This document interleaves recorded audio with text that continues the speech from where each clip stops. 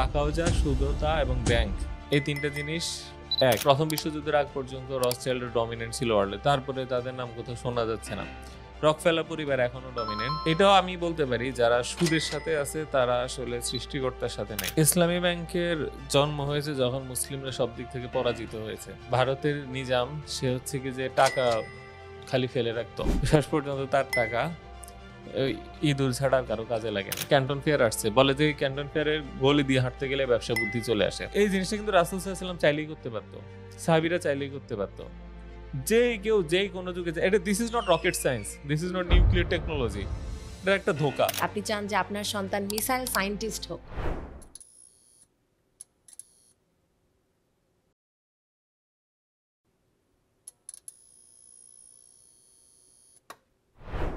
আসসালামু আলাইকুম everyone, welcome to yet another episode of interactive আড্ডা পডকাস্ট ফ্রম ইন্টারঅ্যাক্টিভ কেয়ার্স। আমি সাদিয়া ইসলাম প্রমি আছি আপনাদের এই এপিসোডের হোস্ট হিসেবে। শুরুতেই একটা প্রশ্ন করি, আমরা সবাই না অনেক বেশি ফিউচারের ব্যাপারে চিন্তা করি, তাই না? কিন্তু একটু চিন্তা করে দেখেন, আপনার পকেটে যে টাকা পয়সা আছে, এই টাকা পয়সাগুলো কি একান্তই আপনার নাকি অন্য কারোর? অ্যাট দ্য সেম টাইম আমরা আমাদের স্যালারি থেকে যে ট্যাক্স দিচ্ছি গভর্নমেন্টকে, এই ট্যাক্সের টাকাগুলো দিয়ে কি দেশের উন্নয়ন হচ্ছে নাকি অন্য কোনো লোন পরিশোধে এই টাকাগুলো ব্যস্ত? অ্যাট দ্য সেম টাইম এই যে ক্যাপিটালিজম নিয়ে আমরা কথা বলি, ক্যাপিটালিজম কি ফ্রি মার্কেট ইকোনমিকে প্রমোট করছে নাকি প্রমোট করছে কোনো একটা ট্র্যাপড মার্কেটকে, আমাদেরকে সেদিকে এগিয়ে নিচ্ছে? এই সব কিছু নিয়ে কিন্তু আজকে আমরা আলোচনা করব আমাদের পডকাস্টে। আমরা আজকে কথা বলবো এমন একজনের সাথে যিনি একজন ভিশনারি, যিনি তার knowledge of finance, economics, different types of currency এবং এই যাবতীয় যেই কনভারসেশনগুলো আছে যেগুলোর ব্যাপারে হয়তো বা আমাদের তেমন নলেজ নেই, সেগুলো নিয়ে কিন্তু উনি নলেজ দিয়ে রেখেছেন এবং দিয়ে রাখছেন। তিনি কিন্তু ভিডিও বানাচ্ছেন এবং একই সাথে অনেক বই লিখছেন। Without any further ado, please welcome Mohaimen Patwari ভাই। আসসালামু আলাইকুম ভাইয়া। ওয়ালাইকুম আসসালাম। কেমন আছেন? জি আলহামদুলিল্লাহ।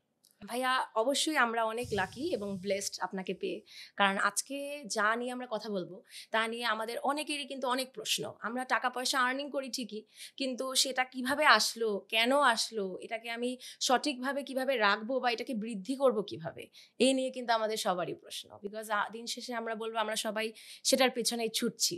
সো শুরুতেই দর্শকদের উদ্দেশ্যে একটু বলি যে ভাইয়ার যে লাইফটা বেশ, আমি বলবো চমৎকার। কারণ আমি বোথ সাইডস অফ দ্য কয়েনই একটু এক্সপ্লেন করি। আপনি কর্পোরেট জব করেছেন, তারপরে CFA পাস করেছেন, গ্লোবাল ফাইন্যান্স নিয়ে পড়াশোনা করেছেন, কিন্তু at one point in your life আপনি বলেছেন money is a fictional story.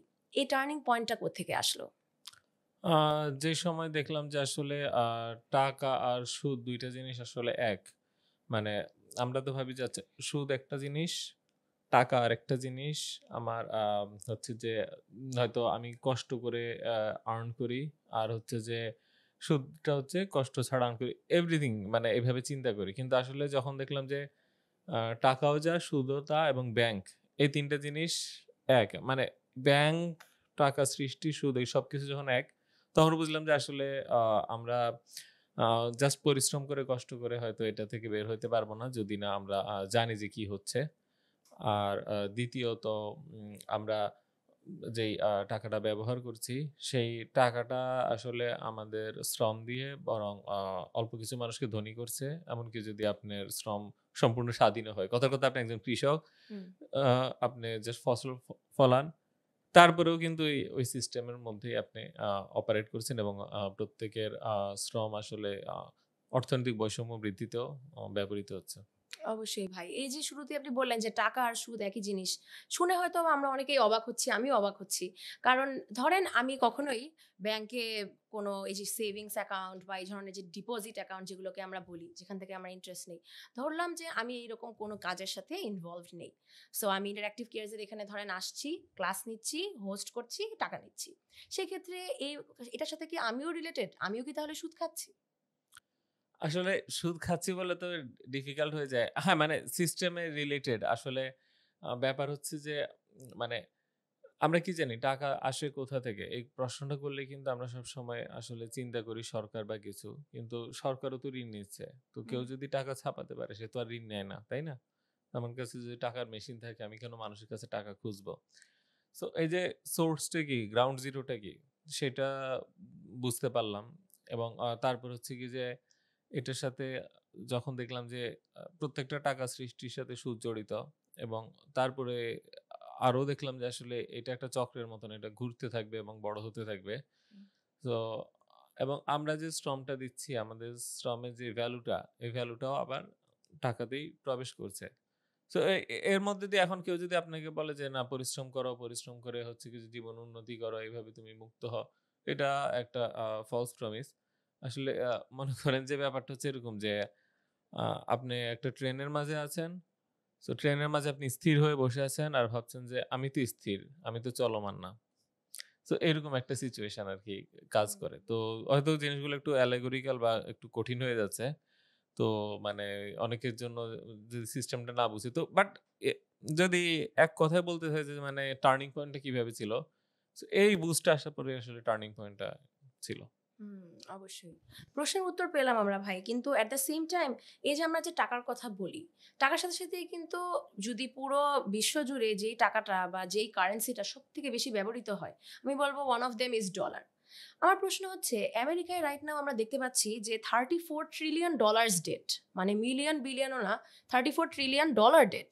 এত ডেট হওয়া সত্ত্বেও কেন এখনো পর্যন্ত ডলারের ভ্যালু কমছে না? 37 হয়ে গেছে অলরেডি। সো ডলারের ভ্যালু কমছে না বললে ভুল হবে। কমছে কিন্তু ডলার ভ্যালু চেয়ে হয়তো টাকার ভ্যালু আরো বেশি কমছে। সেজন্য আরকি ওইটা দেখা হুম, যাচ্ছে না। মনে করেন যে একটা জিনিস পড়ছে, আরেকটা জিনিস আরো দ্রুত পড়ছে। তো আপনার মনে হবে এটা তো আরো উপরে উঠছে। তো ব্যাপারটা এরকম না। আ কিন্তু ব্যাপার হচ্ছে স্টিল কেন ডলার ডমিনেট করতেছে সারা বিশ্বকে। তাছাড়া ব্যাপার হচ্ছে এত ঋণ নিয়ে চলে কেমনে? তো ব্যাপার হচ্ছে ঋণটা কার? ঋণটা কি আমেরিকার নাকি আমেরিকা সরকারের? আমেরিকা সরকারের ঋণটা, কেমন? হুম, হুম, সো আমেরিকার সরকার ঋণী 37 ট্রিলিয়ন ডলার। সো আমেরিকার সরকার কি ডলার সিস্টেমকে ওন করে? Most probably not. আমেরিকার সরকার তো ডলার তৈরি করে না। সো যে তৈরি করে তার স্বাস্থ্য যদি ঠিক থাকে তাহলে অতটা সমস্যা হবে না।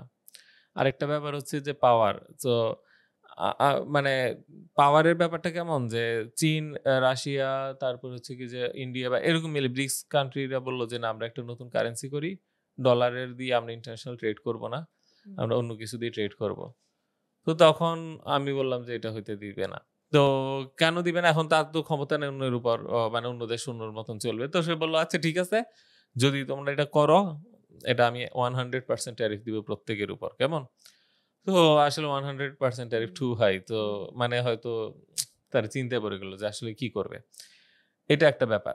আরেকটা ব্যাপার হচ্ছে কি যে পৃথিবীতে বাণিজ্য দিন, দিন বৃদ্ধি পাচ্ছে। বিভিন্ন দেশের মাঝে আন্তর্জাতিক বাণিজ্য বৃদ্ধি পাচ্ছে। তো আন্তর্জাতিক বাণিজ্য যেহেতু ডলারে হয়, ডলারের ডিমান্ডটা ওইভাবে ক্রিয়েট হয়ে আছে এবং যত বাণিজ্য বাড়ে ডলারের ডিমান্ড তত বাড়ে। সেই কারণে ডলারের একটা ভ্যালু থাকে। আরেকটা ব্যাপার হচ্ছে রিজার্ভ কারেন্সি। পৃথিবীর বিভিন্ন দেশের যে সেন্ট্রাল ব্যাংকগুলা, তাদের যে রিজার্ভ যেমন বাংলাদেশ ব্যাংক রিজার্ভ আছে, তারপরে অনেক দেশেরই আছে। সো রিজার্ভটা ওই ডলারে রাখে। তো বিভিন্ন দেশের সেন্ট্রাল ব্যাংক যখন রিজার্ভ বাড়ে তখন ডলারেরও ডিমান্ড তৈরি হয়। আর একদম ১ম এ যে পয়েন্টটা বলেছিলাম যে আমেরিকার সরকার তো আসলে ডলার সিস্টেমকে ওন করে না। সেও এটার একটা টুল হিসেবে কাজ করে। তাহলে ওন করে কারা? ওন করে a banking system. Not only federal reserve but also other banks তারা মিলে ওন করে। সো তারা যদি পৃথিবীতে ডমিনেন্ট থাকে এবং হুম, আছেও এখন পর্যন্ত। আপনি কখনো দেখবেন না যে চীনের একটা ব্যাংক বা রাশিয়ার একটা ব্যাংক অলরেডি ডমিনেন্ট। এটা আমেরিকার ব্যাংকে, আমেরিকার হুম, ব্যাংকিং সিস্টেমে। এমনকি বাংলাদেশের সাথে ইন্ডিয়ার যখন ট্রেড হয় সেটা আমেরিকা হয়েই হয়। কারণ বাংলাদেশের একটা অ্যাকাউন্ট থাকে আ আমেরিকায় কথার কথা গোল্ডম্যান স্যাক্সে। ইন্ডিয়ার আ একটা অ্যাকাউন্ট থাকে গোল্ডম্যান স্যাক্সে। তো আমি যখন ইন্ডিয়ার সাথে লেনদেন করি, তখন আসলে বাংলাদেশ থেকে কোনো টাকা ইন্ডিয়াও যায় না, ইন্ডিয়া থেকে কোনো টাকা বাংলাদেশেও আসে না। গোল্ডম্যান স্যাক্সের একটা অ্যাকাউন্ট থেকে আরেকটা অ্যাকাউন্টে টাকা ট্রান্সফার হয় আর আমরা এদিকে মাল পার করে দেই। Hmm, this is how it works. So সেজন্য হুম। আসলে আমেরিকা সরকারের ঋণ বেশি আছে দেখে ডলার সিস্টেম কোয়েশ্চেন হবে ব্যাপারটা ঐরকম না। অবশ্যই। এর পাশাপাশি ভাই আপনি যে বললেন যে ডলার সিস্টেম যদি সে নাও মানে ওভারঅল কন্ট্রোল করে থাকে, যদি আমেরিকা নাও কন্ট্রোল করে থাকে। আমরা যদি একটু হিস্ট্রিতে যাই, একটু আগের ব্যাপারে যাই, যে আমরা দেখেছি যে ইউরোপের দিকে একটা ফ্যামিলি ছিল বা বেশ বলব বেশ ফেমাস ছিল রথসচাইল্ড যে ফ্যামিলিরা। যে তারা তাদের হিউজ বিজনেস করে তারা অন্যান্য দেশকে পর্যন্ত তারা হচ্ছে মানি সাপ্লাই হুম, দিত এরকম। আবার অন্য দিক দিয়ে আমেরিকাতে আমরা দেখতে পাচ্ছি বা রকফেলার ফ্যামিলি যাদেরকে আমি বলব ওয়ান অফ দ্য না এই পর্যন্ত হিস্টোরিক্যালি সব থেকে বেশি রিচেস্ট ম্যান অ্যালাইভ, যে তারা তেল ব্যবসা করে তারা এত হিউজ প্রফিট করেছে। সো এই যে রথসচাইল্ড, রকফেলারের মতন এখনো পর্যন্ত কি কেউ আছে যার হয়তোবা এতটাই প্রভাবশালী, যার জন্য হয়তোবা টাকা বা মানি সিস্টেমটা তার পিছনেই চলে আসছে? হলেও তো আসলে জিনিসটা অফিসিয়াল না। তো মনে করেন যে এখন ব্যাপার হচ্ছে কি যে আপনাকে যদি বলা হয় যে পৃথিবীর বিভিন্ন আম ইয়েগুলা, যে মানে আপনার বড় ফান্ডগুলা যেমন আ কারা হোল্ড করে? কথার কথা আপনি বলতে পারেন যে ওকে, আমি দেখছি একটা পেনশন ফান্ড আছে, আমি দেখছি এখানে BlackRock আছে, আমি দেখছি Vanguard আছে। তারপরে আপনি আরো দেখবেন যে অনেক কোম্পানি আছে বিশাল বড়, বড়। তো আপনাকে যদি বলা হয় Apple এর মালিক কে? কিংবা Nvidia এর মালিক কে? বা ChatGPT এর মালিক কে? আপনি কোনো উত্তর দিতে পারবেন না। কেন উত্তর দিতে পারবেন না? মানে মালিক থাকলে তো আমরা দেখতামই এতদিন। তো মানে উত্তর দিতে পারব না, তার কারণ এগুলো শেয়ার ডিস্ট্রিবিউটেড এবং অনেক ক্ষেত্রে একটা ব্যক্তির নামে শেয়ার না, একটা কোম্পানির নামে শেয়ার। সো ওই কোম্পানির পিছে কে আছে ওইটা খেয়াল করলে আপনি দেখবেন যে না, ওই কোম্পানির পিছে আরেকটা হয়তো ট্রাস্ট আছে বা হয়তো আরেকটা শেল কোম্পানি আছে। শেল কোম্পানির পিছে কি ওইটার পিছে ট্রাস্ট আছে, এই আছে। তো এই সবকিছুর পরে আসলে কে কোথায় কিভাবে আছে, কার পাওয়ার কোন দিকে, এটা আসলে বের করা খুব ডিফিকাল্ট। মনে করেন যে ১ম বিশ্বযুদ্ধের আগ পর্যন্ত রথসচাইল্ডরা ডমিনেন্ট ছিল ওয়ার্ল্ডে। তারপরে তাদের নাম কোথাও শোনা যাচ্ছে না। রকফেলার পরিবার এখনো ডমিনেন্ট। কিন্তু আসলে রকফেলার পরিবারের কে কিভাবে কি পরিমাণ প্রভাব বিস্তার করছে এটা তো আসলে অফিসিয়ালি আসলে ডিক্লেয়ার করা মানে এটা পসিবল না। তবে হ্যাঁ, আমরা এতটুকু বলতে পারি যে বিভিন্ন রিচ ফ্যামিলিগুলা বিভিন্ন ট্রাস্ট আ মধ্যে দিয়ে বা বিভিন্ন শেল কোম্পানির মধ্যে দিয়ে প্রচুর অ্যাসেট হোল্ড করে আছে এবং এটার মধ্যে দিয়ে তাদের বেশ পাওয়ারও আছে। এটা কতটুকু বা কতটুকু না, এটা মেজার করা তো আসলে মানে স্পেসিফিক হওয়া কঠিন। তবে এস্টিমেট, স্পেকুলেশন অনেক কিছুই করা সম্ভব। তো এই প্রশ্নে আসলে কোনো অবশ্যই। অফিসিয়াল অ্যান্সার নাই। কারণ ওয়ান্স এগেইন যেভাবে আপনি বললেন যে ডিস্ট্রিবিউশনের যে ব্যাপারটা এতটাই মানে স্ক্যাটার্ড হয়ে আছে, আমি কন্টিনিউয়াসলি একজনকে আমি এখানে নাম দিতে পারছি না। এর পাশাপাশি ভাই ডিস্ট্রিবিউশন যখনই আমাদের আসে, আমাদের আরেকটা টপিক আসে ইনকাম ডিস্ট্রিবিউশন, ইকোনমিক্সের ভাষায়। যে আমার একটা পার্টিকুলার দেশের মধ্যে ইন টোটাল আমি যত আর্নিং করছি, যত জিডিপি আসছে, সেটাকে জিডিপি পার ক্যাপিটা হিসেবে যখন আমি ভাগ করে ফেলি, জিডিপি পার ক্যাপিটা ধরেন আপনার আমার জন্য যা, আরেকজনের জন্য তা না, দর্শকের সবার জন্য সেম না। সো বাংলাদেশে এই ব্যাপারটা কতটুকু সত্য যে আমি শুনেছি যে বাংলাদেশের নাকি টপ 5% মানুষের 95% অফ দ্য হোল ইনকাম তাদের কাছেই আছে, আর বাকি 95% অফ দ্য যেই টাকাটা আছে সেটা হচ্ছে আমাদের মধ্যে, মানে আমরা যা সেটা নিয়ে আছি। সো এই ব্যাপারটা কতটুকু সত্য, আপনার কি মনে হয়? না, সত্য হতে পারে। ব্যাপার হচ্ছে যে যখন একটা মানে আমরা একটা থার্ড পার্টি বা এন্ডোর্স বা অফিসিয়াল ফিগার পাই বা হচ্ছে কি যে ভেরিফাইড ফিগার পাই, তখন হচ্ছে যে একটা স্টেটমেন্ট যে well I declare this is truth. হুম, হুম, হুম।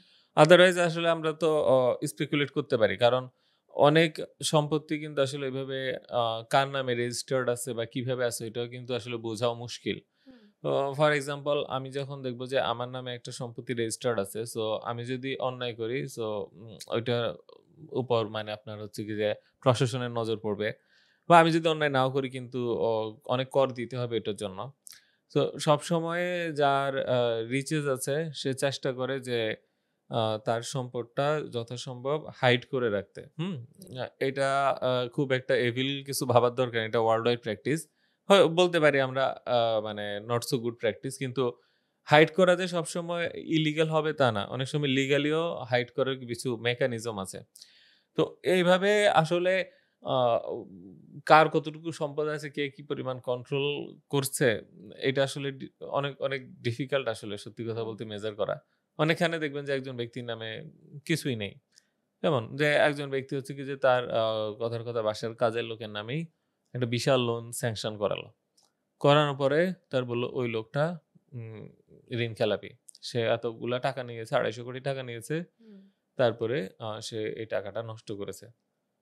আপনি কেমনে বুঝবেন? হুম, কেমনে প্রমাণ করবেন যে এই টাকাটা আসলে এখন কার কাছে? তো ওই টাকাটা বের করার পর টাকাটাকে হাইড করার কিন্তু আলাদা বিভিন্ন ইলিগাল মেকানিজমও আছে। সো এইভাবে আসলে হুম, খুব ডিফিকাল্ট, হুম, মানে সায়েন্টিফিক্যালি প্রুফ করা যায় আসলে কত পার্সেন্টের কাছে কত পার্সেন্ট সম্পদ আছে। হুম। ডাইরেক্টলি হয়তো আমরা বলতে পারছি না ভাই। কিন্তু আপনার মানে কথায়, কথায় আমি বলি, এই যে মাত্র বললেন যে যদি আমাদের কাছে অনেক বেশি টাকা পরিমাণে থাকে, ধরেন একজন মানুষ পার্সন এ ধরলাম, সো পার্সন এর কাছে ধরেন এখন এই মুহূর্তে 10 কোটি টাকা আছে, সে চাচ্ছে এই 10 কোটি টাকাটাকে লিগালি হাইড করতে, আপনার কথা অনুযায়ী সেই প্রসেসটা কি আমরা জানতে চাই। লিগালি হাইড করাটা তো একটু ডিফিকাল্ট হয়ে যায়। তো মানে লিগালি করতে গেলে আসলে একদম হাইড বলবো না। লিগালি করতে গেলে যেটা করতে হয়, ধরেন আপনার পরিচিত বিভিন্ন মহল, আত্মীয়স্বজন যার উপর আপনার প্রভাব আছে, ওর নামে সম্পত্তিটা লিখে ফেলা। কেমন? সো যখন আমার সম্পত্তিটা বিভিন্ন ব্যক্তির নামে লেখা হয়ে যাবে, তখন হচ্ছে প্রত্যেকে আলাদা, আলাদা ট্যাক্স ফাইল জমা দিবে। সো এইভাবে কি আমার ট্যাক্সটা কমে আসবে। আর তাছাড়া আমাদের ধরেন যে আমার সম্পত্তিটা ধরা যাক কোম্পানির নামে করে, কোম্পানি যেন ট্যাক্স ফাঁকি দিতে পারে বা কোম্পানি যেন লিগালি বিভিন্ন ট্যাক্সের আইনের মধ্যে বাইপাস করতে পারে, সেইভাবেও দেখাতে পারি। সেভাবে কি ট্যাক্স কম আসতে পারে।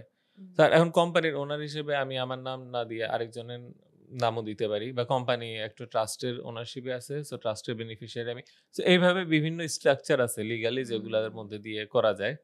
আর ইলিগাল বলতে গেলে, ইলিগাল তো প্রশ্ন করেন নাই তো, হয়তো নেক্সট প্রশ্নটাই ছিল। ইলিগালি বলতে গেলে হচ্ছে যে আপনার যেই টাকাটা এটাকে আনরেজিস্টার্ড করে রাখা। সো ও কোথাও রেজিস্ট্রেশন হবে না। হয়তো বেনামি বিভিন্ন ভাবে থাকবে। ধরা যাক অন্যের নামে থাকবে, সমস্যা নাই। কিন্তু বা মানে এ এটা হচ্ছে কি যে যেকোনোভাবে আপনি এটাকে ধরেন টাকা রাখলেন এই ফ্ল্যাটের মধ্যে, টাকা ইয়ে করে বাহিরে তালা মেরে চলে গেলেন। সো এই ফ্ল্যাটে আপনার টাকা আছে। সো দেন তারপর আস্তে, আস্তে এই টাকাটা আ পরবর্তীতে দেশের বাহিরে নিয়ে যাবেন। তো তখন হচ্ছে যে আপনার হুন্ডি করে হয়তো বাহিরে নিয়ে যেতে হবে। বাহিরে নিয়ে আবার ওখানে সম্পদ করতে হবে। তো ওইভাবে আরকি আ দেশে যে এই সম্পদটা তৈরি হয়েছে, চলে গেছে, এটার কোনো রেজিস্ট্রেশন থাকবে না। সো কোনো ট্যাক্সের আওতায় পড়বে না। বুঝতে পেরেছি। আসলে মানে ব্যাপারগুলো চিন্তা করলে অনেক সিম্পল। আবার এট দ্য সেম টাইম যখন এটা হয়ে যায়, যখন আপনার কাউকে জিজ্ঞাসাবাদ করতে হয় যে এতগুলো টাকা তাহলে আসলো কোত্থেকে? তখন ওইখানেও আবার অনেক ধরনের প্রশ্ন আসে। হ্যাঁ। আ ভাই আরেকটা জিনিস আমি বলি, একটু হাসির ছলেই বলি, কিন্তু আই এম প্রিটি সিউর আমাদের দর্শকের অনেকেরা এটা রিলেট করতে পারবে। তো আমার একজন চাচা আছেন, হ্যাঁ? তো উনি অলওয়েজ ব্যাংক বিরোধী। সো ভাবে যে ব্যাংকে কোনো টাকা রাখলে তো যেহেতু এটা সুদের কাছে চলে যেতে পারে, ব্যাংক এই টাকাটা নিয়ে 1 সেকেন্ড ভাবে ইউজ করতে পারে। তো উনি কি করেন, ব্যাংকে কোনো টাকাই রাখেন না। উনি ওনার সব টাকা একসাথে করে আলমারির ভিতরে বন্দি করে রাখেন। এখন কি হয়, বছর যায়, ওনাকে অনেকেই বুঝানোর চেষ্টা করে ইনফ্লেশনের ব্যাপারটা, যে আমি যদি এভাবে করে জাস্ট ফেলে রাখি আমার টাকার ভ্যালু তো বাড়ছে না, উল্টা কমে যাচ্ছে। তো উনি ব্যাপারটা বুঝে না। কিন্তু রাইট নাও আপনি যদি কাউকে অ্যাডভাইস করেন যে আপনার টাকাটা তাহলে আমি সেভ করার বেস্ট ওয়েটা কি যদি ব্যাংকে না সেভ করি? আচ্ছা, টাকা সঞ্চয় করবেন, ইনভেস্ট করবে, সেটা তো আ একটা বিষয়। তো ইনভেস্ট যদি করতে চায় তাহলে তো হচ্ছে যে আপনার বিভিন্ন ব্যবসাতে বা বিভিন্ন প্রতিষ্ঠানে বা নিজে আপনার হচ্ছে কি যে উদ্যোগ নিয়ে সেভাবে সে ইনভেস্ট করতে পারে, হুম, রিস্ক নিতে পারে। সেখানে রিওয়ার্ড আসতে পারে, আবার লসও হতে পারে। সো হুম, এটা কমন, মানে কি বলবো? Everywhere in the world. আরেকটা হচ্ছে যে আমি কথার কথা সঞ্চয় করে রাখলাম। জি।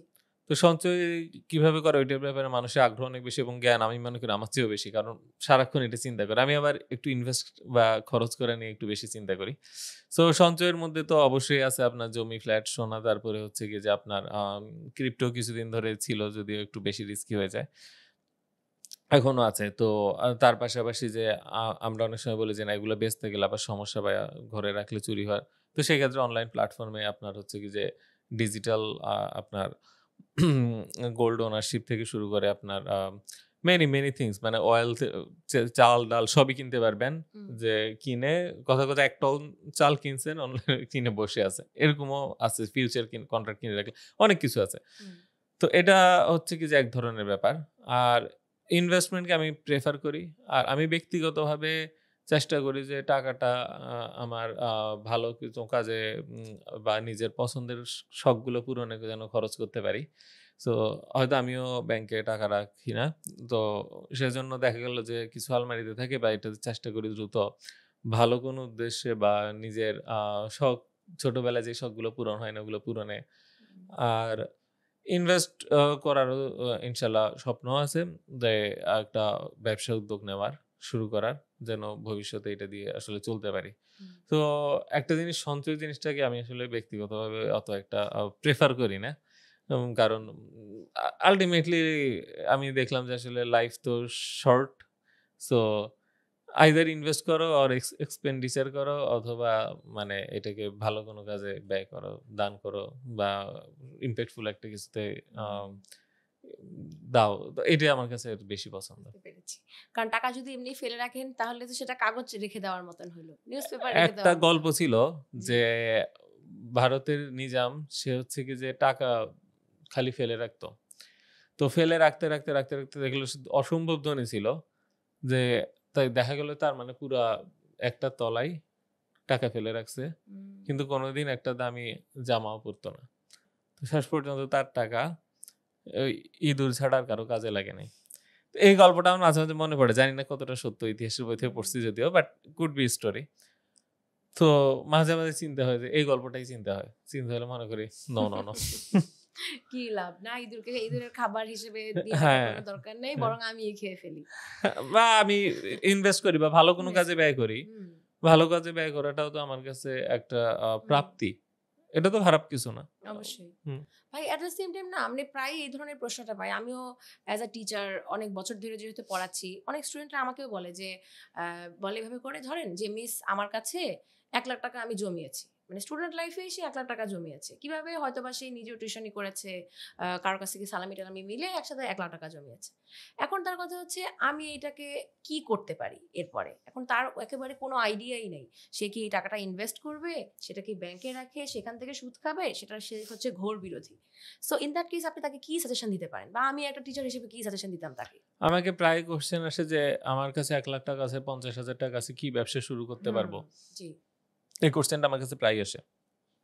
তো হয়তো এত মানুষের উত্তর দেওয়া সম্ভব হয় না। তো আমার মনে হয় সবচেয়ে কম টাকায় যে ব্যবসাটা শুরু করা যায় সেটা হচ্ছে ট্রেডিং। কেমন? সো আপনি হচ্ছেন কি যে কোনো একটা জিনিস কিনবেন, আবার এর চেয়ে বেশি দামে বেচবেন।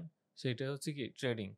তো মনে করেন যে আ আমি একজনকে চিনি যে হচ্ছে কি যে আপনার হাতে অল্প কিছু টাকা ছিল। হয়তো ৮-১০,০০০ টাকা ছিল।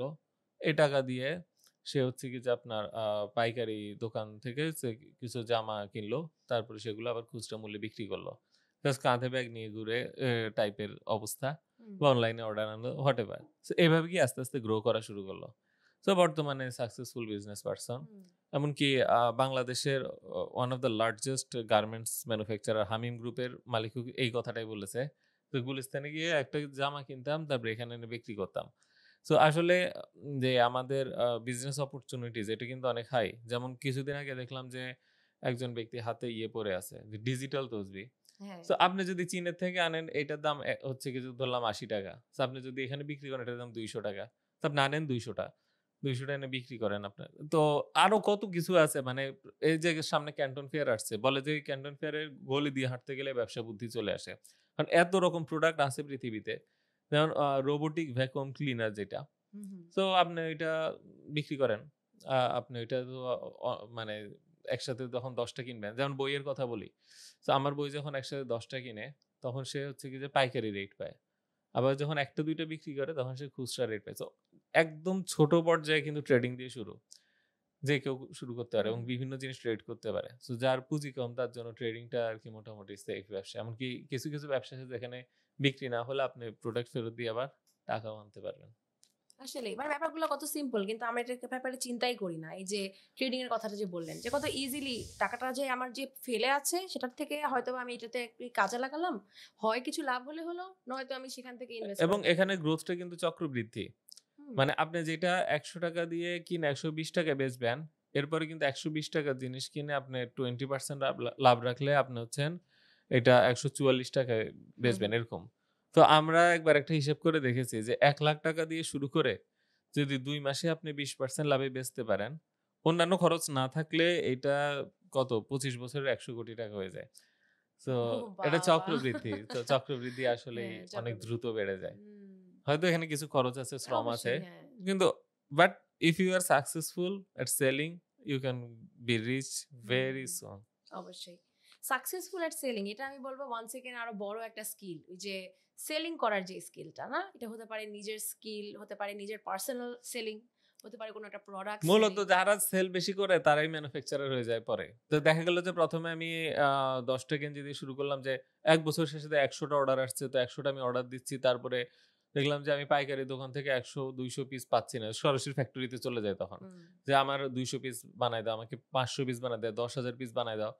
সো তারপরে সবাই যখন দেখে ওর কোয়ালিটি ভালো, আরো আসতে থাকে ওর কাছে, তখন সে বলে যা, এই একটা ফ্যাক্টরি সিইওর সাথে কল দেয়, হ্যাঁ স্যার এই করতে চাই, কত ইনভেস্টমেন্ট লাগবে এই আপনার। তা আস্তে আস্তে আস্তে আস্তে নিজেই ম্যানুফ্যাকচারার হয়ে যায়। তো সেলার থেকে ম্যানুফ্যাকচারার, এটা কিন্তু একটা মানে বেশ কমন রুট। এবং জাস্ট একজন ব্যক্তি দরিদ্র আছে এখন, তার মানে এই না যে সে ধনী হতে পারবে না। যেমন আপনার হান্ডাই গাড়ি, মানে যেটাকে হুন্ডাই বলি আর কি আমরা। এটা উচ্চারণটা একটু ডিফিকাল্ট, সেই জন্য ওরা একটা টিউটোরিয়ালও করেছে, বলে সানডে থেকে সানডের এসের জায়গায় এস লাগবা, হ্যাঁ সানডে হান্ডাই হান্ডাই। তো তো যাই হোক, তো ওই কোম্পানির মালিকও দেখা গেল যে একসময় দরিদ্র ব্যক্তি ছিল, তো নর্থ কোরিয়ায় থাকতো। তো নর্থ কোরিয়াতে তার বাবার একটা গরু চুরি করে, গরু বিক্রি করে সে ওইটা টিকিট খেয়ে সাউথ কোরিয়ায় আসলো।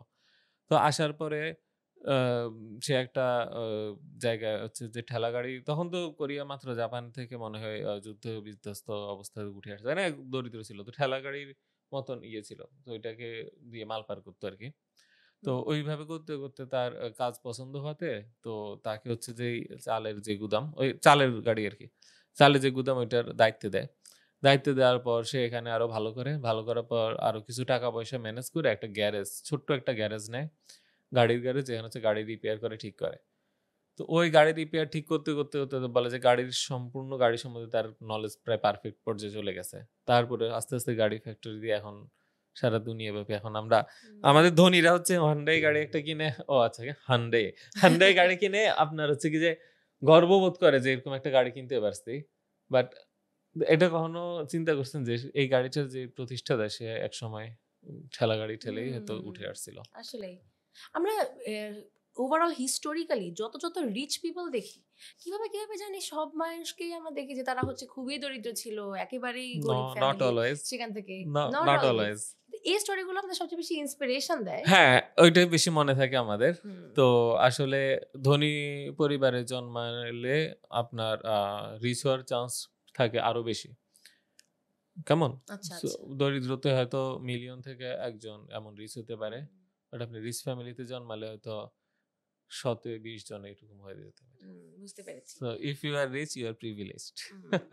ওয়ান্স এগেইন এটা আবার অনেকটুকু মাইন্ডসেটের উপরেও আসে, আমি বলবো। অফকোর্স। কারণ আমার আশেপাশে অনেক ফ্রেন্ডসদের, অনেক ফ্যামিলিদেরকেও দেখেছি যে তাদের প্যারেন্টস একটা কালে অনেক রিচ ছিল, কিন্তু ওই যে জেনারেশনাল ওয়েলথ যেটা বলে, যে generational it was passed down to their parents, তাদের হচ্ছে তারা তেমন একটা টাকাটা ভালোভাবে ইউজ করে নাই, খেটে ফেলছে, কিছু বিজনেস করেছে, লস করেছে, তাদের চিলড্রেন হচ্ছে আরো স্পয়েলড কিডস যেটাকে আমরা বলি, সেরকম হয়ে গিয়েছে। সো ওয়ান্স এগেইন মানে কত কত এক্সাম্পল। ওইটা তো বললাম, আমি মনে একটা স্টাডিতে দেখেছিলাম যে 80% ক্ষেত্রে ধরে রাখতে পারে না। 80% ক্ষেত্রে ধরে রাখতে পারে না, 20% পারে। সো আমি তো বললাম যে 100 জনে 20 জন রিচ হবে চান্স আছে, কিন্তু দরিদ্রতে 100 জনে কয়জন রিচ হবে চান্স আছে, দেখেন কোনটাই বেশি। সেটাই আসলে রিচ, যখন আমরা বলি রিচের তো কত ধরনের ব্যাখ্যা, কত ধরনের জিনিস, যে টাকা দিয়ে তো শুধুমাত্র রিচ হচ্ছে। হ্যাঁ, ওয়েলথ তো অনেক সময় হচ্ছে মেন্টাল পিসও। সো আবার আপনার খরচের চেয়ে আপনার আয় বেশি হতে পারে, আপনার খরচ 50,000, আয় 1 লক্ষ, স্টিল ইউ আর ওয়েলদি। কারণ আপনার টাকা খরচ করতে পারেন না তখন, এটা ওয়েলথ। অফকোর্স। যেমন ধরেন আমরা রিসেন্টলি মুকেশ আম্বানি, ওদের যে ধরনের লাইফস্টাইল, যেরকম বিয়ের প্রোগ্রাম টোগ্রাম, এগুলো দেখে মনে হয় না বাবা কত ধরনের খরচ টরচ করে ফেলেছে। এবার আপনি যদি দিন শেষে কাউন্ট করতে যান, তাদের এন্টায়ার ওয়েলথের 0. কত পার্সেন্ট জানি সে জাস্ট খরচ করেছে তার মেয়ের বিয়েতে। সেই তুলনায় আমরা আরো বেশি খরচ করি। আমরা তো প্রচন্ড পরিমাণে করি, আমাদের নিজেদের ইনকামেরও 200-300 গুণ আমরা হচ্ছে জাস্ট বিয়েতেই খরচ করি। ভাই এই যে আমরা টাকা পয়সা নিয়ে আলোচনা করছি, rich two poor, poor to reach, এসব আলোচনা করছি, কিন্তু দিন শেষে আরেকটা পার্টিকুলার গ্রুপ অফ পিপল, এটা একটা মিথ নাকি না আমি আপনার কাছ থেকে জানতে চাই, যাদেরকে আমরা নিউ ওয়ার্ল্ড অর্ডার হিসেবে চিনি। সো এটা বলা হয়ে থাকে যে এদের পেছনে নাকি ইলুমিনাটি আছে, নাকি এদের পিছনে কোনো একটা কাল্ট আছে, যে নিউ ওয়ার্ল্ড অর্ডার নামের যে এই কাল্টটা, তারাই নাকি পুরো রাইট নাও 2025-এ পুরো সব মানি ম্যানেজমেন্টের মেইন হেডে আছে। আপনার কাছে কি মনে হয়, এগুলো কতটুকু সত্য নাকি এগুলো জাস্ট মিথ? এইটা তো আসলে অফিসিয়ালি প্রুফ করা পসিবল না যে আমি বলবো যে well this is truth, but মানে এতটুকু অ্যাটলিস্ট বলা যায় যে মানি পাওয়ার যেটা, সো মানি পাওয়ার কি ওইটা ব্যাখ্যা করাও আসলে একটা লম্বা সময়ের ব্যাপার।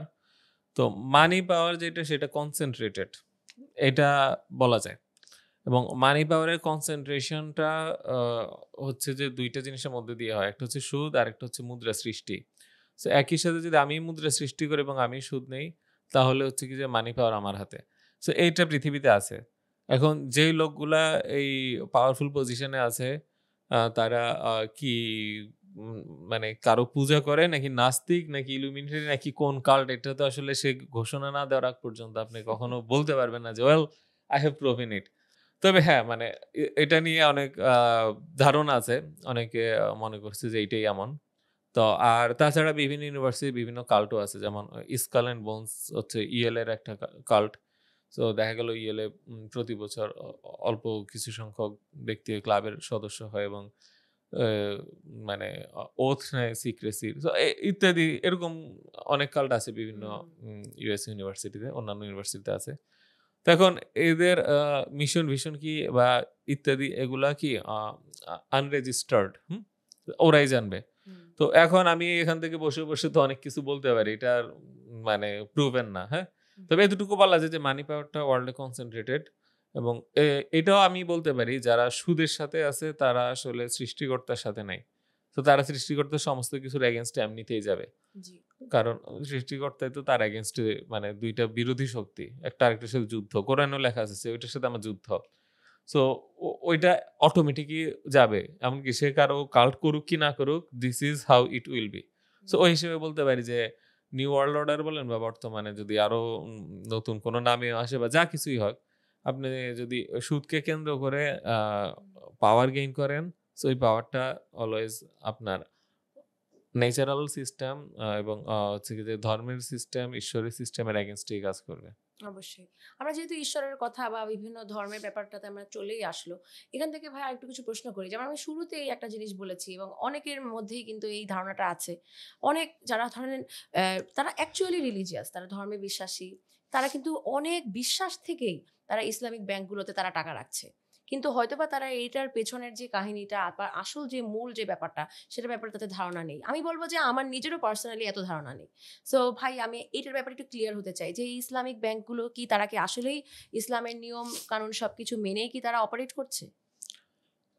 ইসলামী ব্যাংকের জন্ম হয়েছে যখন মুসলিমরা সব দিক থেকে পরাজিত হয়েছে।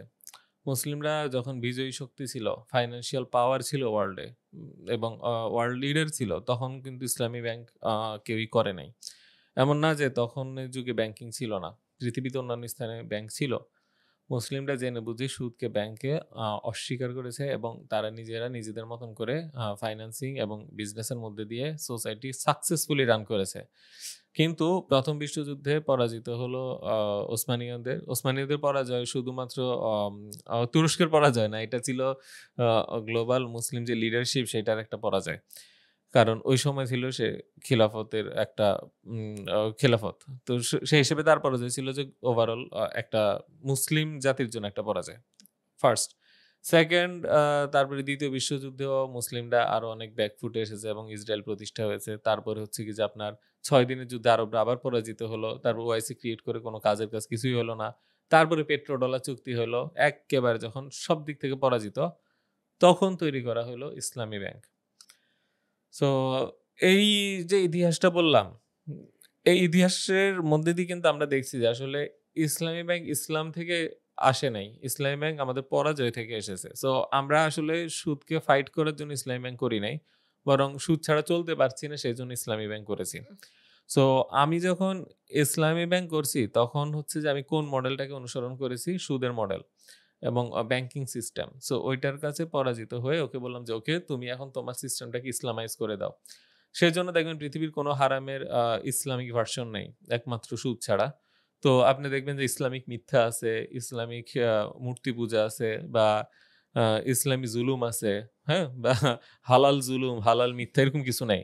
একমাত্র যেই মানে সুদের কেন্দ্র ব্যাংক, সেইটা দেখলাম কি যে ইসলামী আছে, হালাল আছে, শরিয়া সম্মত আছে। এটা কেমনে হয়? হুম, হুম। হয় বাইপাস সিস্টেমে। বাইপাস কি? ধরা যাক আমি হচ্ছে কি যে এখানে আমার একটা সুদৃশ্য ফোন আছে। তো আমি বললাম যে, "না, বাম হাতে ফোন ধরা উচিত না, ডান হাতে উচিত।" সো আমি বললাম কি যে, "আচ্ছা, এক কাজ করি। ডান পাশ দিয়ে বাম হাতটা এনে এমনি করে ধরি। এই যে দেখো আমার ডান পাশ দিয়ে আসতেছে, এটা মনে হয় ডান।" ঠিক একই জিনিস করেছি ইসলামী ব্যাংকে। ধরা যাক একজন বলল কি যে, ভাই আমি ঋণ নিবো সুদের বিনিময়ে।" তো তখন বললাম কি যে, "আরে ভাই, আপনি মুসলিম, আমি মুসলিম। এটা কি মানায় নাকি? এটা আপনি যে কেমন না?" বলল, "হ্যাঁ, হ্যাঁ, আসলে কেমন তো। কি করব বলেন? কিছু করার নেই।" বললাম, "আসলে আমারও কিছু করার নাই। টাকা ফালায় রাখছি। কিভাবে একটু লাভ করা যায়?" ও বলল, "আসলে এই টাকা নাই, একটু শখ করে জিনিসটা কিনি।" তো আমি বললাম, "এক কাজ করি ভাই, আপনাকে টাকা দিব না।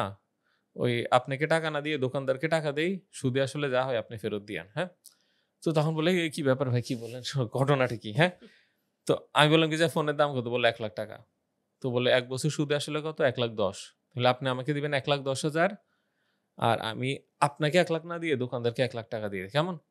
তাইলে কি হইলো? ব্যবসা হইলো, আপনারও লাভ, আমারও লাভ।" "ও আচ্ছা, তাই নাকি? হ্যাঁ। This is Islami bank." So এখন আপনি যদি ওকে বলেন যে, "তাইলে এটা হালাল হইলো কেমনে? তুমি তো ক্যাশ বক্স থেকে সুদের প্রতিষ্ঠানও ১,০০,০০০ বের করে ১,১০,০০০ ঢুকায়। তারও কোনো লোকসান নাই। ফোন হারাক, চুরি হোক, ভাঙুক, কারো কোনো লোকসান নাই। তোমারও নাই, ওরও নাই। ২ জনের মধ্যে কোনো তফাৎ নাই। তো তুমি কেন হালাল ঘোষণা করতেছ?" তখন সে বলবে, "আমি তো ব্যবসা করছি, সেজন্য আমি হালাল।" "কেমনে ব্যবসা করছো?" "ওই যে আমি দোকানদারকে ১,০০,০০০ দিয়ে ওর কাছে ১,১০,০০০ এ বেচছি। তারপর এটা তুলে আনছি।" সো এই জিনিসটা কিন্তু রাসূল সাল্লাল্লাহু আলাইহি ওয়াসাল্লাম চাইলেই করতে পারত। সাহাবীরা চাইলেই করতে পারত। যেই কেউ যেই কোন যুগে এটা this is not rocket science, this is not hmm. Nuclear technology. এটা একটা ধোঁকা। কার সাথে ধোঁকা? আল্লাহর সাথে, আল্লাহর আইনের সাথে। সো এইটাকেই সে হালালাইজ করছে। যেহেতু ব্যবসা হালাল, সুদ হারাম। সো বলছে এমনি ঘুরাই দিচ্ছি, সেভাবে হালাল হয়ে গেছে। সো সে বলতেছে কি যে এটার মধ্যে দিয়ে সে মহা আবিষ্কার করে সুদকে হালাল বানায় ফেলছে। ভাই তাহলে মানে আপনি বেয়াদবি নিয়েন না। আমি খুবই ছোট একটা মানুষ। কিন্তু তারপরে একটা কথা বলি যে তাহলে এত ইসলামিক স্কলার বাংলাদেশেও এতজনের এত নলেজ কিন্তু তারপরেও কেউ কি এটা কোয়েশ্চেন করে না? ইসলামিক ব্যাংকগুলো এখনো পর্যন্ত কেন অপারেট করে? তাহলে তাদের নামের সামনে যে ইসলাম কথাটা সেই কথাটা উঠিয়ে দেখ। না, না। এখানে একটা ব্যাপার আছে যে ওভারঅল আ মানে ইসলাম বিষয়ে যারা আপনার জ্ঞানী তারা ইসলামী ব্যাংককে তো অস্বীকারই করছে ওভারঅল। হুম, হুম। সো পক্ষে গেছে ভেরি স্মল মাইনরিটি। সো এখন একটা জিনিস কি আমি যেভাবে সহজ করে বুঝালাম জিনিসটা এইটাই। কিন্তু এইটার উপরে যখন অনেক প্রলেপ দেওয়া হয়, অনেক বিদঘুটে শব্দ ব্যবহার করা হয়, অনেক যুক্তি দেওয়া হয় তখন মনে হবে কি যে আচ্ছা এটার মনে হয় লজিক আছে। কারণ আপনাকে যে আমি লজিক দিতে পারি। আমি তো অনেক সময় অনেক বড় আয়োজন ইসলামী ব্যাংকের পক্ষে কথা বলা শুরু করি এবং দেখি সবাই মানে বিরক্ত হয় কিন্তু আমার কথা মেনে নিতে বাধ্য হয় যে ইসলামী ব্যাংকই রাইট। কারণ একই কথাই যদি আমি আপনাকে বলি, দেখেন আমি দোকানদারকে ৳১,০০,০০০ দিয়ে একটা জিনিস কিনছি, আপনার কাছে ১,১০,০০০ এ বেচছি। সো আমি ট্রেডিং করছি, আমি ব্যবসা করছি। সো ৳১,১০,০০০ আমি নিচ্ছি। সো ব্যবসা হালাল, এটা হালাল। আপনি কেমনে প্রমাণ করবেন? সো এখানে যে একটা ধোঁকা হচ্ছে এই জিনিসটাই আসলে অনেককে ধোঁকায় ফেলে দিছে। তো হুম। এখন আপনি মানে ওভারঅল আমি বলব যে ইসলামী ব্যাংকের ব্যাপারে আ আলেম সমাজ ওভারঅল ইউজুয়ালি নেগেটিভ। সো কিছু তো আসলে পজিটিভ থাকবে। এখন ব্যাপার হচ্ছে এরকম সব যুগেই ছিল। যেমন খ্রিস্টান ধর্মেও কিন্তু কি সুদ নিষিদ্ধ ছিল। কারণ খ্রিস্টান ধর্মে যখন সুদ নিষিদ্ধ ছিল ওই সময় তো আসলে চার্চ অনেক পাওয়ারফুল ছিল। বর্তমানে কিন্তু আমাদের আ ধর্ম কিন্তু পাওয়ারফুল না। না। আমাদের সংসদ যা বলে সেকুলারিজম থেকে কিন্তু আমাদের রাষ্ট্র চলে। কিন্তু খ্রিস্টান ধর্মে ইউরোপে কিন্তু এটা ছিল না। হুম, হুম। চার্চই ছিল কি যে চার্চ আ মেইন ওনার ছিল। ক্যানন ল দিত এবং ক্যানন ল মানতে রাজাও বাধ্য থাকতো। রাজার হুম। এটা বলার উপায় ছিল না। ক্যানন ল জেগে ক্যানন ল রাখো, আমি মানব। তো ক্যানন লতে ছিল যে সুদ নিষিদ্ধ।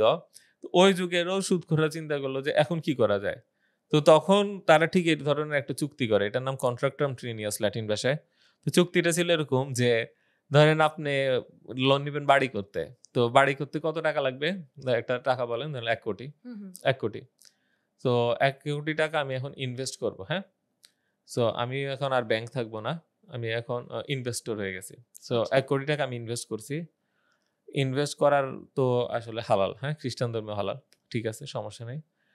এবারে আ এখন যেহেতু বাড়িটা আমার, সো বাড়ি থেকে ভাড়াটা কে পাবে? আমি। হুম।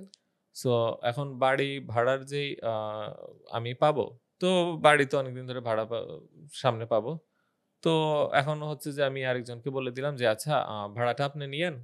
আছে না যে প্রতি মাসে ভাড়া না নিয়ে একজনকে ১ বছরের জন্য দিয়ে দেয় যে, "আচ্ছা ১ হ্যাঁ। বছরে তুমি এত দাও, মাসে তুমি তো বললাম যে, "আচ্ছা ১ বছরে যা ভাড়া সেটা আমাকে দিয়ে দেন।" তো দিয়ে আপনি এর মাঝে মাসে কিস্তি নিয়েন। ওকে, ঠিক আছে। সো আমি বললাম যে, "ওকে ৳১,০০,০০,০০০ দিলাম। সো আপনি আমাকে ৳১০,০০,০০০ দিয়ে বাড়িটার ভাড়া তোলার অধিকার নেন।" তো ৳১০,০০,০০০ নিলাম। সো আমি কি করলাম ১ কোটি টাকা দিয়ে ১০ লাখ টাকা নিলাম। আর ১ কোটি টাকা তুললে আমার সুদে আসলে মিলে যাচ্ছে। তারপরে ১ বছর পরে আপনি বাড়িটা আমার কাছে বিক্রি করে দিবেন। আ তো তারপর হচ্ছে কি যে আমি হচ্ছে না, না দুঃখিত। মানে বাড়িটা আমি তখন ক্যাশ করব। বাড়িটা বিক্রি করে আপনার কাছে বিক্রি করে আমি ক্যাশ করে ফেলবো ১ জি। কোটি। সো আমি কি করলাম এখন ১ কোটি দিয়ে ১ বছর পর ১ কোটি ১০ লাখ ১ ফেরত কোটি ১০ পাবো। লাখ পেলাম। আর হ্যাঁ। মাঝখানে যদি লস হয় তার জন্য আছে ইন্সুরেন্স। ওইটা হচ্ছে থার্ড কন্ট্রাক্ট। সো ইনস্যুর করা থাকবে। তখন থেকে ইন্সুরেন্স কিন্তু আসলে গ্রো করা শুরু করে। সো ইন্সুরেন্স করাতে বাড়ির কোনো লস হইলে আমার কোনো গায়ে লাগবে না। বাড়ি থেকে সামনে ১ বছর যা ভাড়া আসতে পারে ওটা এখনই বেঁচে সুদের টাকা নিয়ে নিছি। আর সামনে ১ বছর পরে বাড়িটা ক্যাশ করে নিব। সো ওভারঅল আমি ১ কোটি টাকা বের করে ১ কোটি ১০ আনলাম। আমি তাই খুশি। এখন ক্যানন চার্জ বলতেছে কি যে আচ্ছা কোনটা তো সুদের মধ্যে পড়ে নাই। তো আমি মনে, মনে বলতেছি আমার ধর্ম মানতে কোনো আপত্তি নেই যদি আমার ব্যবসাটা সুদের ব্যবসা হয়। তো আমি তো ওইটা আমার লক্ষ্য তো ওইটাই। তো আমার মাথায় টুপি পড়তে আপত্তি নেই, দাড়ি রাখতে আপত্তি নেই। আমার সুদ হইলেই সারলো, আমার টাকাটা দরকার, পুঁজি দরকার। তো এইভাবে কি চার্চও ধোঁকায় পড়ে গেছে। ধোঁকায় পড়ে যাওয়ার প্রায় বহু বছর ওই সময় অনেকেই বিরোধিতা করছে চার্চের মাঝে যে না এটা সমস্যা আছে এটা। কিন্তু আরেকজন বলতেছে মানে অকারণে আর এটা পিছে লাগায় কেন? হয়তো তারাও কিছু ঘুষ-টুস দিছে আমি জানি না। হুম। তো এভাবে দ্বিধা বিভক্ত হয়ে মানে একসময় বুঝতে পারছে প্রায় শত বছর পরে যে এটা পুরাটাই সুদের চুক্তি হয়েছিল। কিন্তু ততদিনে সুদ এত বেশি বিস্তার করছে যে সুদের এগেইনস্টে বলার আর কোনো ওয়ে নাই। অবস্থাই নেই। তো শেষ পর্যন্ত আর কেউ ওই ঘুরাইও করে নাই। তারপরে সরাসরি শুরু করছে। এখন থেকে খ্রিস্টান বিশ্ব সবই কি সরাসরি সুদ। হুম। তো ইসলামী ব্যাংক আমি মনে করি ঠিক এইটারই ইসলামিক ভার্সন। একসময় অনেক ঘুরাইতো, এখন এত ঘুরাইতেও বিরক্ত বোধ করে। এখন আর সরাসরি দিয়ে দেয় আর কি তো মানে ঘুরাইলে কি আর না তো আস্তে, আস্তে একসময় তো সবাই সুদের সাথে অভ্যস্ত হয়ে যাব। তো মনে হবে যে তখন মনে হবে যে আচ্ছা ওই সময় আলেমরা কি দ্বিতীয় বিভক্ত ছিল। তো এখন তো ঠিক আছে। আচ্ছা আলেমরা তো এটা কোন আলেম বলতেছে? এখন আমি যদি বলি কি যে এখানে ৳৩,০০,০০০ বেতন আছে, শরিয়া বোর্ডের চেয়ারম্যান হবা যেকোনো একজন আলেম সার্টিফিকেট থাকলে আসো আমার পক্ষে কথা বলবা। বাজারে যেকোনো না যেকোনো একটা সিভি আমি পাবোই। তো তখন ওকে টিভির সামনে ফোকাস করব। ওকে আমি ওয়াজে স্পন্সর করে নিব। সবাই বলে সবখানের মুখ দেখা যাচ্ছে মানে বিশাল আলেম। সো এর কথা শুনি। তো দিস ইস মানি গেম। কেমন? এটা নলেজ ভিত্তিক গেম না। অবশ্যই।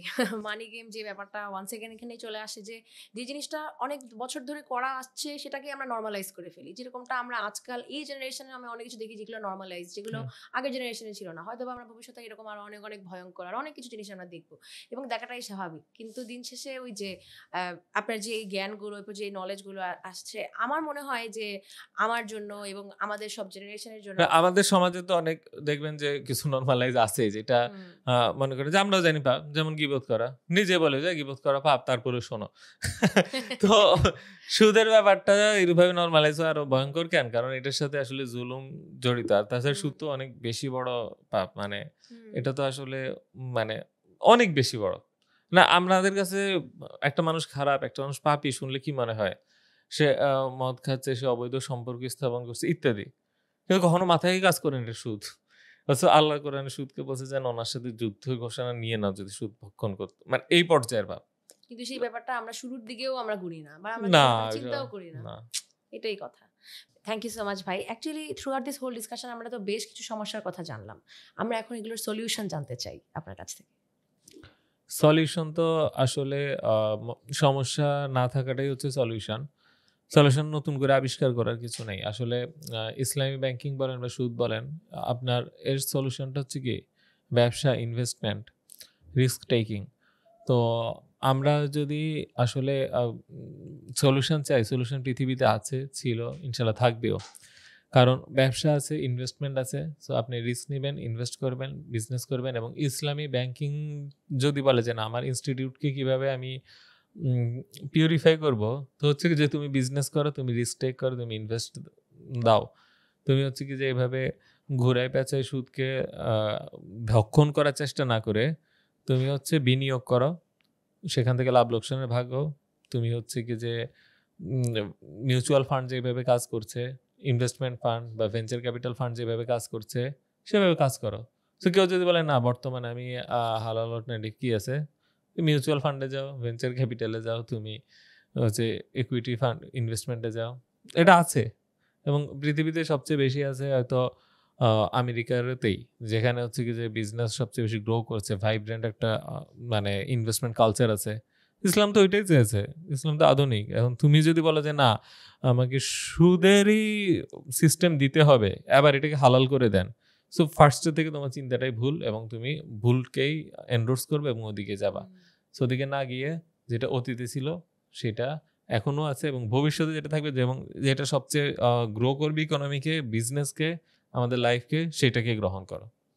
অবশ্যই খুবই সুন্দর করে আপনি এটাও কিন্তু ইনক্লুড করলেন এবং এই ব্যাপারটা থেকে আমরা অনেকেই চলে আসি। একজন নারী হিসেবে আমি নিজেও এই জিনিসটা খুব ভালোভাবে স্ট্রংলি বিলিভ করি যে ইসলাম কিন্তু আসলেই আধুনিক। নারীদের জন্য বলি, আমাদের সব মানুষের জন্য বলি, অনেক রুলসই আছে যেগুলো হচ্ছে যেটাকে টোটালি মডার্ন সোসাইটির সাথে এটাকে যায় এবং at the same time modernism থেকেই কিন্তু আপনি আরেকটা জিনিস বলি ফ্রম ইউর পার্সোনাল লাইফ, আপনি বলেছেন একবার একটা জায়গায় যে আপনি চান যে আপনার সন্তান মিসাইল সায়েন্টিস্ট হোক। বেশ ইন্টারেস্টিং কনসেপ্ট। আমরা অনেকেই তো ব্যাপারটা জানিও না, কিন্তু ইভেন আজকালের অনেক মডার্ন প্যারেন্টসরাও কিন্তু সেই পুরোনো যুগেই পড়ে আছে। তারা চায় তাদের ছেলেরা মেয়েরা এখনো পর্যন্ত সরকারি চাকরি করুক কিংবা ডাক্তার হোক বা ব্যাংকার ডাক্তার হোক। হোক, ব্যাংকার হোক। এখন আমার প্রশ্ন হচ্ছে আপনার তাদের উদ্দেশ্যে কি বলার আছে, বা আমাদের যারা ইউথ যারা রাইট নাও দেখছে তাদেরকে আপনি কি সাজেশন দিবেন, তাদের ঠিক কোন কোন স্কিলসগুলো শেখা উচিত এবং কিভাবে তারা এখান থেকে বের হয়ে আসতে পারে? আমার অবশ্যই একটা সুন্দর এটা স্বপ্ন এবং আমি চাই যে ইউথ বা গভর্নমেন্ট বা সোসাইটি আমাদের যে টেকনোলজিক্যাল যে রিসার্চ এবং লিডারশিপ সেটা বেসরকারি পর্যায়ে নিয়ে আসুক, যেখানে হচ্ছে কি যে নতুন নতুন ব্যক্তিরা গবেষণা করবে, গবেষণা ভিত্তিক ব্যবসা প্রতিষ্ঠান করবে এবং এটার জন্য ইনসেন্টিভও থাকবে। সো এই ট্যাক্স জিরো থাকবে for as long as we can see. তো এর ফলে কি হবে যে আমরা একটা ভাইব্রেন্ট টেকনোলজিক্যাল কালচার তৈরি করতে পারবো এবং টেকনোলজি আসলে একটা পাওয়ার। আপনার যদি আমি বলি যে পৃথিবীতে অন্যায় হচ্ছে, ইনজাস্টিস হচ্ছে, এটার এগেনস্টে আমরা কি করতে পারি, ওই সিস্টেমকে আমরা টপল করে আমাদের জাস্টিস সিস্টেম স্থাপন করতে পারি। তো আমি যখন তাকে বলবো না তুমি এটা করতে পারবে না, তো সে কি করবে, সে আমার এগেনস্টে যুদ্ধ করবে। তো আমাকেও যুদ্ধ করতে হবে। তো এটা একটা বিপ্লবের মধ্যে দিয়ে পরিবর্তনটা আসতে হবে এবং সেইটার একটা মেকানিজমই হচ্ছে প্রযুক্তি। প্রযুক্তি দিয়ে আমরা কি লড়াইটাকে আরো বেগবান করতে পারি। সেজন্যই আমার স্বপ্ন যে আসলে আমার সন্তান বা আপনাদের অনেকের সন্তানই চায় যে এই সাইডে আসুক। দেখেন আপনার আজকে মানে মধ্যপ্রাচ্যের ইতিহাস, আজকে আমরা বসে আছি, অন্যরকম হতো যদি সম্প্রতি যে ইসরায়েল ইরানের লড়াইটা হয়েছে সেখানে যদি ইরান পরাজিত হয়ে যেত এবং রেজিম চেঞ্জ হতো। সো এর পিছে অন্যতম কারিগর যদি হয় সেটা হচ্ছে টেকনোলজি বিজ্ঞানী এবং বিশেষ করে মিসাইল বিজ্ঞানী। তো এটা শুধু একটা দেশের জন্য না। আজকে নর্থ কোরিয়ার উপর কেউ আক্রমণ করে না কেন? কারণ তাদের এমন মিসাইল আছে যেটা আমেরিকা পর্যন্ত পৌঁছাবে এবং ওই মিসাইল পরমাণু বোমা ক্যারি করতে পারে। সো একটা জাতিকে শক্তিশালী করা বা একটা সিস্টেমের উপর আরেকটা সিস্টেম আনার যে লড়াই, সেটার একটা অংশ হচ্ছে এগুলা। কিন্তু আমাদের দেশে অনেকে দেখা যায় কি যে মানে ধার্মিক হয়ে মসজিদে চলে যাবে এমন চিন্তা থাকে, বা হচ্ছে যে অনেকে ভাবে কি যে সাকসেসফুল হইতে হইলে ওই সিস্টেমটাকে গ্রহণ করতে হবে। কিন্তু এই যে একটা ব্যাটল, এই ব্যাটলের একটা অংশ যে বিজ্ঞানীরা হইতে পারে এবং এটা যে একটা মানে নাইস একটা ড্রিম হইতে পারে, সেটার জন্যই আরকি আমার এটা বলা। এখন আমার সন্তানের উপরও তো নির্ভর করে সে কি করবে। কিন্তু আমার স্বপ্ন এটা। অবশ্যই খুবই সুন্দর স্বপ্ন এবং অ্যাট দ্য সেম টাইম যেভাবে আপনি বললেন যে আমাদের সবারই স্বপ্ন বড় হওয়া উচিত। শুধুমাত্র যে দৈনন্দিন জীবনে আমরা যা কাজ করি সেটার পাশাপাশি আমাদের সবারই চিন্তা করা উচিত ব্যাপারগুলোকে আর একটু সিম্পলভাবে। কারণ throughout this whole discussion আমরা যাই আলোচনা করেছি সব কিছুই কিন্তু বেশ সিম্পল ছিল। যে আমি হয়তো বা প্রশ্ন করেছি, ইভেন মাঝে মাঝে প্রশ্নগুলো আমার নিজের কাছেও মনে হচ্ছিল যে উত্তর কি হবে, কিন্তু উত্তরগুলো আপনি এত সুন্দর করে ব্যাখ্যা করেছেন, এত ইজি এক্সাম্পল দিয়ে আপনাকে অনেক অনেক ধন্যবাদ ভাই। এবং এ পর্যায়ে আমরা আরেকটু ইজিয়ার একটা হার্টফেল্ট ডিসকাশনে একটু চলে যাব, সেটা হচ্ছে একটা র্যাপিড ফায়ার রাউন্ডে চলে যাব। সো র্যাপিড ফায়ার রাউন্ডের জাস্ট ওভারঅল প্রিপারেশনটা হচ্ছে খুবই সিম্পল। আমি আপনাকে যাই প্রশ্ন করব আপনি just back of your head আপনি যা আসবে সেটাই আপনি বলে দিবেন কম কথায়। এই হচ্ছে আমাদের entire round. First of all আপনার এক লাইনের অ্যাডভাইসটা কি হবে? ধরেন যদি আগামীকাল ব্যাংকিং সেক্টর কোল্যাপস করে তাহলে সেক্ষেত্রে আপনি কি করবেন? ব্যাংকিং সেক্টর যদি আগামীকাল কোলাপস করে সেই ক্ষেত্রে আমি বেশ উল্লাস করব। আচ্ছা, ঠিক আছে। আপনার কি মনে হয় এই পুরো পৃথিবীতে রাইট নাও যদি আমি কাউকে বলি যে দিস পারসনের অনেক বড় একটা ইম্প্যাক্ট আছে 2025-এ এসে, the person is Elon Musk.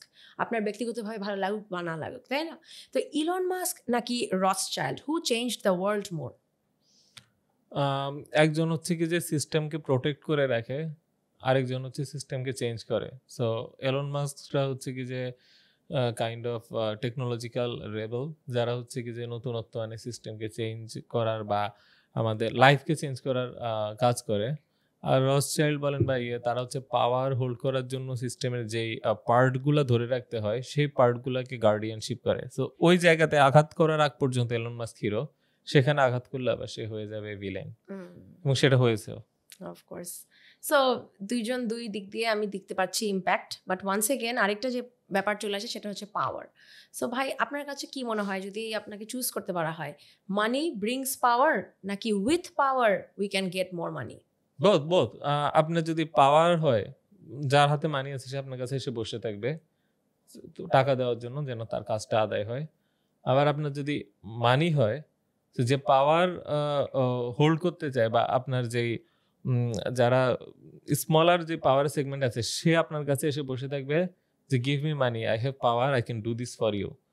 So আপনি টাকা দিয়ে পাওয়ারফুল লোককে যেমন টাকা দিয়ে আপনার পাওয়ারের পক্ষে কাজ, আপনার জন্য কাজ করাতে পারেন, ঠিক তেমনি আপনার যখন পাওয়ার থাকবে টাকা নিয়ে ওর জন্য কাজ করাতে পারেন।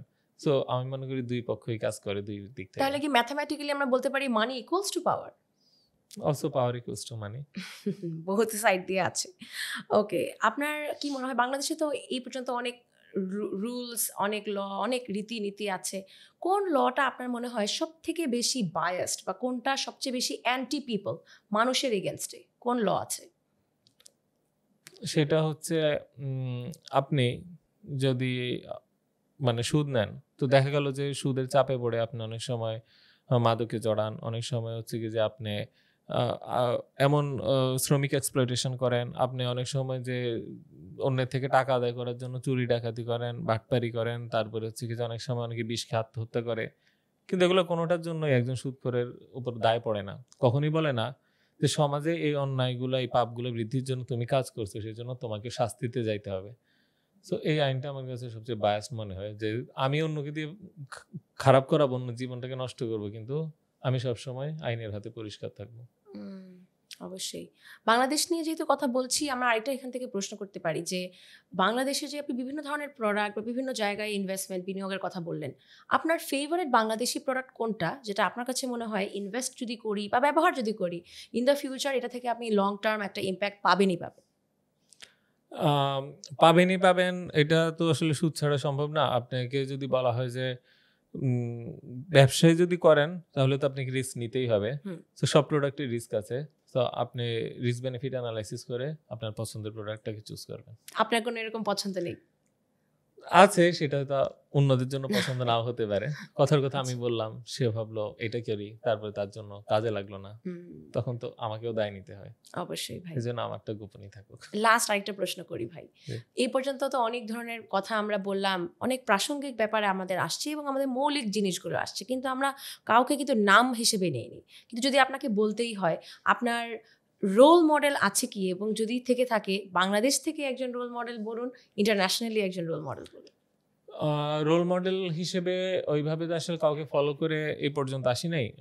জীবিত ব্যক্তিদের মধ্যে যদি আমি কাজ করতে করতে সম্প্রতি ইউটিউবে একজনের ভিডিও দেখলাম, তো ওনার নাম হচ্ছে হারিস ইরফান। তো ওনাকে দেখে দেখলাম কি যে হায় এতদিন ধরে এত গবেষণা করে এত চিন্তা করে আমি যা ফলাফল যা কথা বললাম, উনি হচ্ছে কি যে আরো বড় জায়গায় কাজ করে আরো অভিজ্ঞতা নিয়ে ঠিক একই কথাগুলাই বলছে। তো সেই দিন থেকে ওনাকে খুব ভালো লাগে এবং অনেককে বলতে ইচ্ছা করে যে যাক, অনেক সময় তো মনে করো আমি ছোট মানুষ, আমি বাংলাদেশে জন্মাইছি, সেই জন্য আমার জ্ঞান বুদ্ধি কম হবে। তো ওনাকে দেখো, he is from UK. So আমি মনে করি যে এরকম একটা পার্সোনালিটি তৈরি হয়েছে, সেই জন্য আমি তাকে দূর থেকে পছন্দ করে যাই। সো এটা আমার জন্য একটা অনুপ্রেরণা যে উনি যেটা হইতে পারছে আমি যেন এরকম বা তার চেয়ে আরো ভালো হতে পারি, ইংলিশে হয়তো ভবিষ্যতে কন্টেন্ট আনবো, এটাই স্বপ্ন কাজ করে। অবশ্যই, ইনশাআল্লাহ। এবং এই স্বপ্নই যাতে ফাইনালি বাস্তবায়ন আমরা দেখতে পারি, অবশ্যই অনেক অনেক শুভকামনা।